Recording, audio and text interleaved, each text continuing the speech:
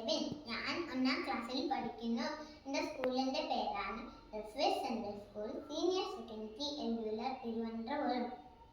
മാവേലി നാടുവാണിടും കാലം മനുഷ്യരെല്ലാവരും ഒന്നുപോലെ. ഈ വരും ഒരയ്ക്കപ്പാട് ഞാൻ ഇവിടെ തുടങ്ങട്ടെ. എല്ലാവർക്കും നമസ്കാരം. കേരളീയരുടെ ദേശീയോത്സവമാണ് ഓണം. ചിങ്ങമാസത്തിലെ തിരുവോണനാളിലാണ് ഓണം ആഘോഷിക്കുന്നത്. പണ്ട് ഭരിച്ചിരുന്ന മഹാബലി നാട് കാണാൻ വേണമെന്നാണ് സങ്കല്പം. ജാതിമതം ഭേദമില്ലാതെ എല്ലാവരും ഓണം ആഘോഷിക്കും.